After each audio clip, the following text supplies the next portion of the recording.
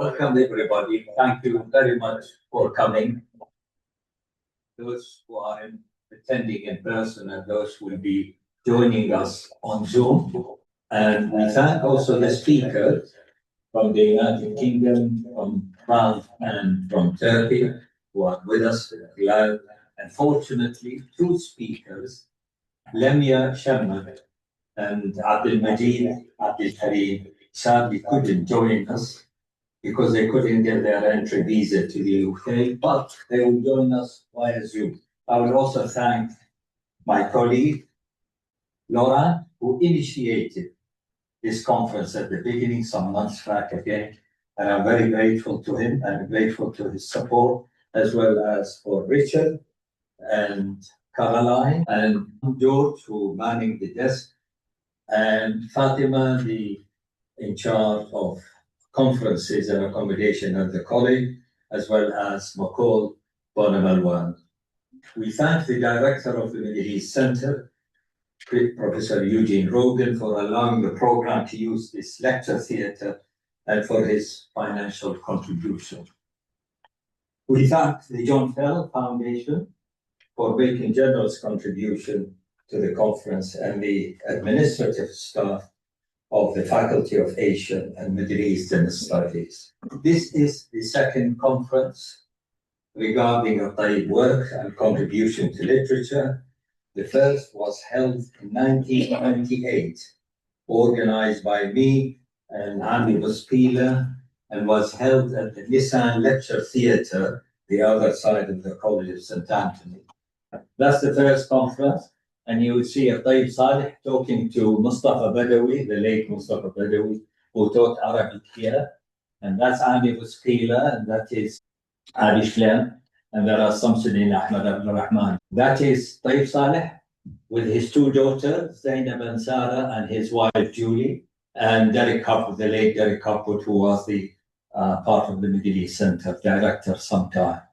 And that's Tayeb talking to Mustafa Badawi.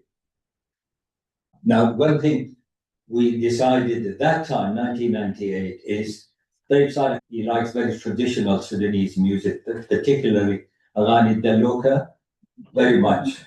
I'll tell you a story about it in 2005. So we decided to have the musician in Oxford, a very lively group, and he was so animated by the musician. And we continued from the college to some friends' houses in East Oxford, and we remained till 3 o'clock in the morning. And Tayeb, you never seen him with all the shakalat and oh goodness. So there he was at the introducing them. He was very much into that. And Tayeb is really a very dear and a closer friend of mine for many decades. I met him first in 1964 here in Oxford. He was visiting a friend of his, the late Professor Muhammad al-Bashir, who was doing his lit here on education. And Muhammad rang me up. He said, well, we have Tayeb Salih here. Have you heard of him? I said, yes. So anyhow, we spent a very nice evening. And Sakina, Muhammad's wife, cooked a very nice dinner for us. And our relationship started from then. Then I met him in 1968 in Khartoum, when I was teaching at the University of Khartoum. He was on sabbatical leave from the BBC Arabic Service to spend 2 years to regenerate Radio Omdurman as well as the TV station of Omdurman. He enjoyed himself very much, and he organized during his stay there 2 days of folk literature, songs, poetry, dance, and the like. It was a great success for 2 days, representing North Sudan, South Sudan, Western Sudan, and Eastern Sudan. My responsibility was to bring Awlad Hajj al-Mahi. So I flew to the north and I brought them to Khartoum, and he was so pleased. Really, Tayeb wholeheartedly underneath, he's a very Sufi, he's very mystic. And he was really lovely to hear Awlad Hajj al-Mahi. Very grateful. Sudanese heard Awlad Hajj al-Mahi, but they never saw them on television. And it was the first time when they organized the 2 days. Unfortunately, when we went together in 2005, he went to Radio Omdurman to retrieve the reels of the recording of these songs, of dances, of poetry. And he came back. I was at the hotel because we stayed together in the same hotel. And he was very downhearted. So I said, "What's wrong with you, Tayyib?" He said, "Well, I went there and they said they can't find the 2 days." So really, it's a great loss to Sudan, and in a particular time in the late 60s. But anyhow, one of the things which he liked, I'm sure some of our colleagues here, the Sudanese, knows Ibrahim Dagash. He's a journalist, and Bahita Amin, she wrote a book on women, Sudanese women. They invite us to have tea at their home. And we went to Tayyib and myself, and there was a lovely spread of tea and biscuit and cakes and a lot of women. And the whole idea was, some of you know, they brought Samira Dunya. Oh, yeah.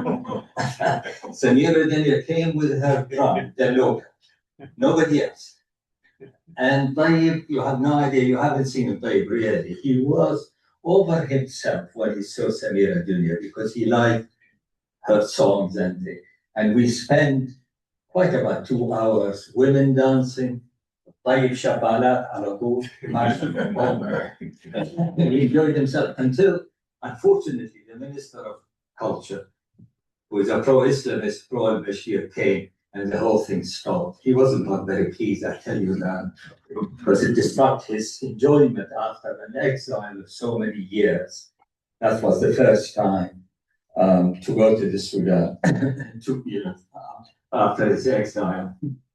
Then Tayyib, we invited him to the Maison Francaise, the Beit al-Faransawi in Oxford.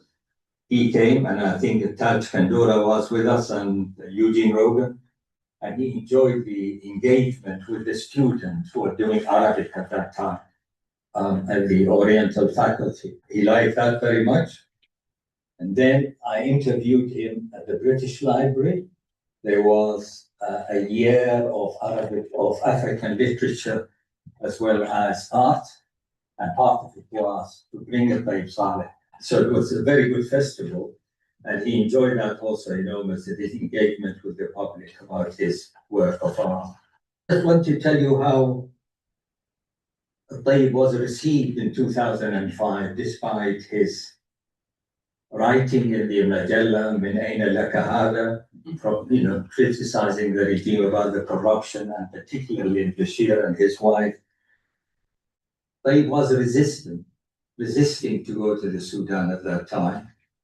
We had a meeting with the Sudanese ambassador, and Bona was with us, the late Bona, Barakafikum, and the funder for the 2005 program, some big rich merchant who has investment in West Africa.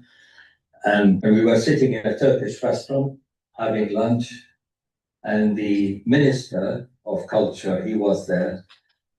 So he asked us, would we like to go to Khartoum to participate and give some lectures? So Tayyib said, well, if Ahmed goes, I will go. If Ahmed doesn't go, I will not go.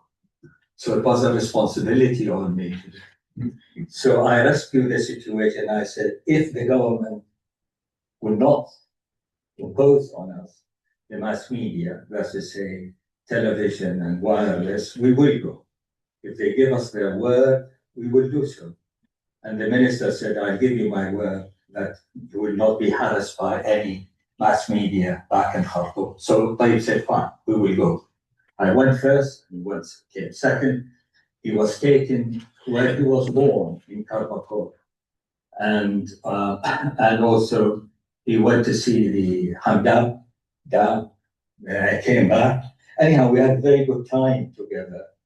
But just to give you how he was received, when they organized a lecture to him, and the chairman was Hamad Ibrahim Shush in the Friendship Hall, which is huge.